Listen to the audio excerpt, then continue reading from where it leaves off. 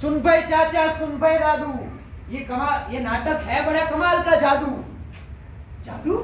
हाँ जादू, ये नाटक जादू ही तो है। अरे कहना क्या चाहते हो? अरे मतलब ये नाटक कितना आकर्षक चीज है, कोई भी खींचा चलाता है नहीं। 2000 साल पहले हमारे देश में नाट्य शास्त्र की शुरुआत हुई थी। आपको पता है नाटक का आधार क्या है? क्या? नाट्य शास्त्र, पंचम वेद।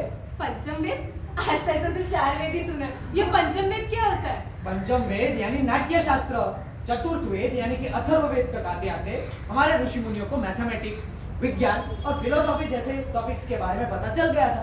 अब उनको लगा कि हमारे लोगों को हमारी संस्कृति के बारे में पता चलना चाहिए, तो उन्होंने रचा नाट्य शास्त्र। अब नाट्य शास्त्र के अंदर ऐसी ऐसी कला जैसे कि नृत्य, संगीत और नाटक के बारे में बताया गया।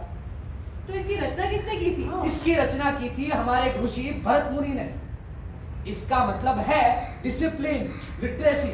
बड़े बड़े विद्वान लोग नाट्य शास्त्र लिखते थे। अच्छा, तो ऐसे ही भारत को सोने की चिड़िया नहीं कहते थे, हमारे पास ज्ञान का भंडार भी तो था। वही तो, विदेश से आते थे लोग यहाँ पे पढ़ने। तो अच्छा, तो गड़बड़ कब हुई? 400 साल पहले सब गड़बड़ हो गई। कैसे? हमारे लोगों में अखंडता नहीं। तो इसकी वजह से पूरा मुकाम मिल गया, सामाजिक बुराइयों की वजह से।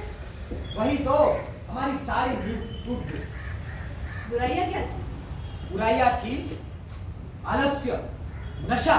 ऐसी बुराइयों के कारण हमारी अखंडता टूट गई। तो आज हमें वापस आना है और सबको एक संकल्प लेना है कि हम वापस इस देश को अखंड बनाएंगे।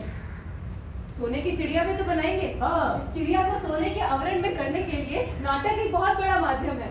ज्ञान और संस्कार दोनों का आदान प्रदान होता है, तो ऐसे ही बनेगी सोने की चिड़िया। सोने की चिड़िया। सोने की चिड़िया। उसमें उछल क्यों रहे हो?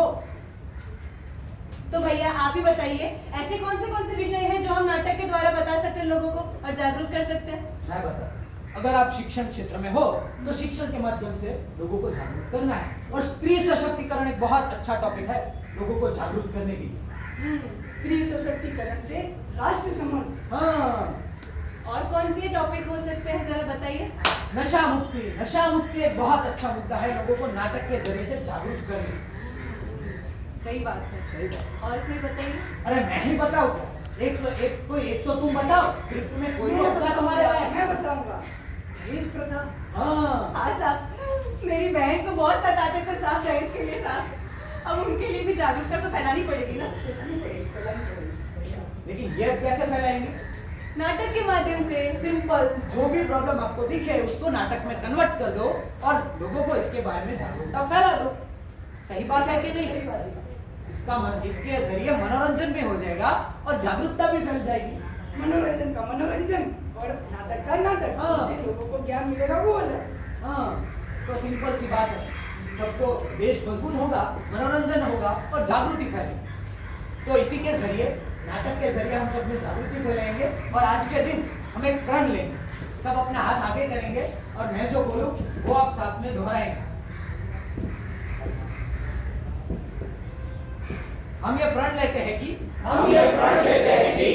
हम इन सारे मुद्दों को आज से ध्यान में रखेंगे। विकसित भारत का लक्ष्य, गुलामी के हर अंश से मुक्ति, अपनी विरासत पर गर्व, एकता और अजूटता, नागरिकों के कर्तव्य का भाव। भारत माता की जय।